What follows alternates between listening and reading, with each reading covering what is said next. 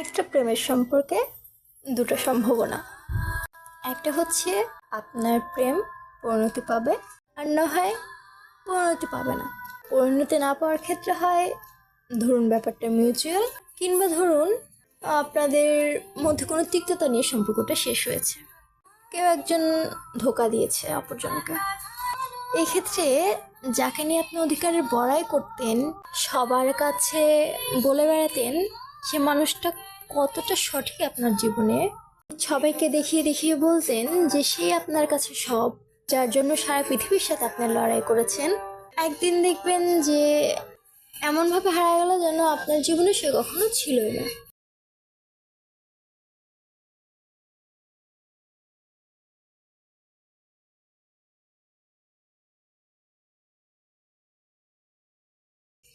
এক্ষেত্রে আপনার মনে স্বাভাবিকভাবেই ভালোবাসা নিয়ে একটা তিক্ততা তৈরি হচ্ছে।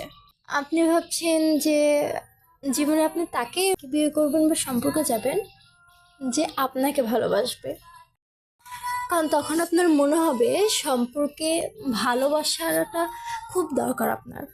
কিন্তু আপনার জীবনে ধরুন কেউ আসলো যে আপনাকে ভালোবাসে, তখন আপনার খুব ভালো লাগছে তার কেয়ার, তার শাসন বারণ অধিকার বোধ।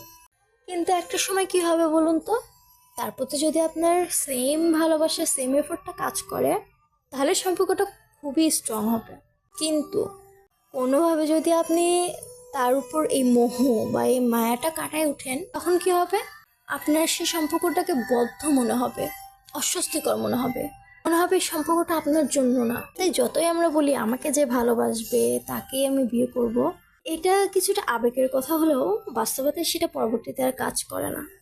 কারণ এক পক্ষ আপনাকে এফোর্ট দিচ্ছেই, এক পর্যায়ে সে হয়তো বা হাল ছেড়ে দিবে। আর না হয় এক পক্ষের ভালোবাসা, একতরফা ভালোবাসা, যেটা আপনার আর একসময় ভাল লাগবে না, তখন সম্পর্কটা বদ্ধ হয়ে যাবে। তখন সেই সম্পর্কের পরিণতি আবার বিচ্ছেদ হবে। সেই ক্ষেত্রে যে মানুষটাকে আপনাকে ভালোবাসতো, সে এবার ভাববে আমি তাকে নিয়ে আসবো জীবনে যে আমাকে ভালোবাসবে। এই সার্কেল কখনো শেষ হবে না।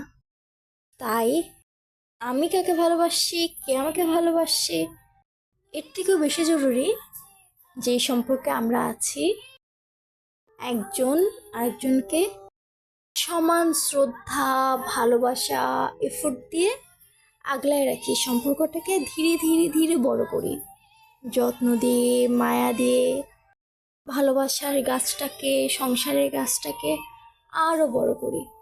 তাহলে কি হবে জানেন, দুটা মানুষ, একটা সংসার, অনেকগুলো স্বপ্ন বেঁচে যাবে।